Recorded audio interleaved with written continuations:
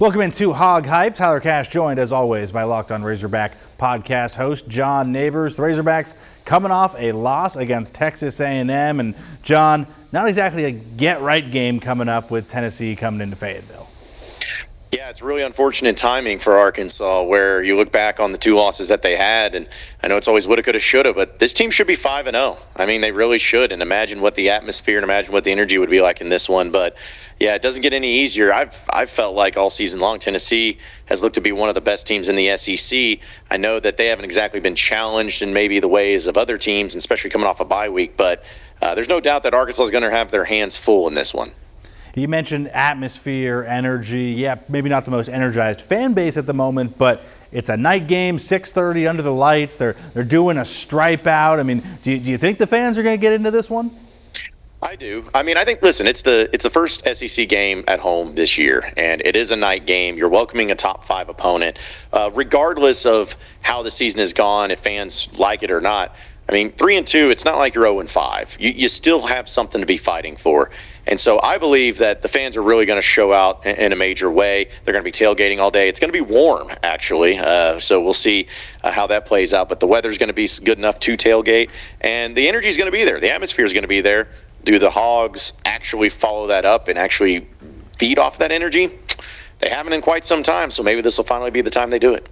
You mentioned Tennessee hasn't exactly played the toughest of schedules so far, but the numbers are still very impressive. I mean, the top scoring offense in the country on a per-game basis. The defense, I think they haven't allowed a touchdown in 19 of their last 20 quarters of football. I mean, if you're Arkansas, what do you need to do just in the first half to keep the crowd in this game?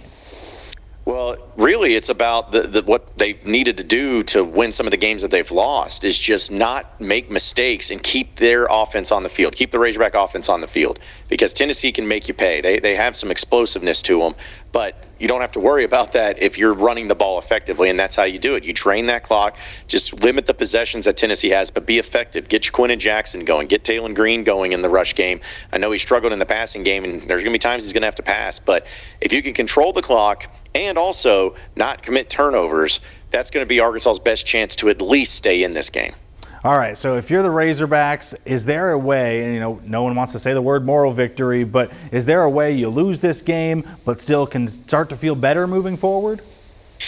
I mean, it depends. I think there's a way to feel good if you hold the number 5 team or top 5 team in your country at home to a slim margin of victory, but still, at the same time, it'll just be more frustrating because, hey, if you're good enough to hold your own and go all toe-to-toe with a top 5 team and only lose by 1 possession or a field goal or whatever it is, then it's just going to make you more frustrated because, like, you should have beaten an A&M. You should have beaten Oklahoma State. So I think that there will be at least still some excitement, still some intrigue about the rest of the year.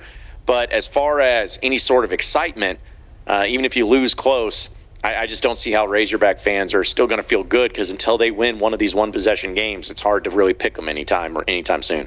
All right, prediction time. Are you picking them this week? What do you think happens?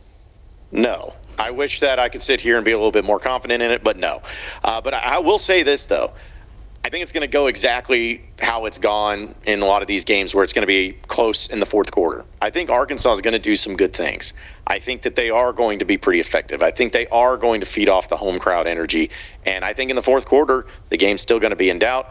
But I still think Arkansas makes a couple mistakes and end up really hurting them in the fourth quarter, turnovers, 3 and outs, whatever it could be. But Tennessee gets a big win this one, and because I know that they're so worried about it. But they win this one by a final score of 38-27. All right, we'll see how it all plays out Saturday night, 6:30 on ABC. And don't forget, you can hear from John every day on the Locked On Razorbacks podcast, streaming on our app THV11+.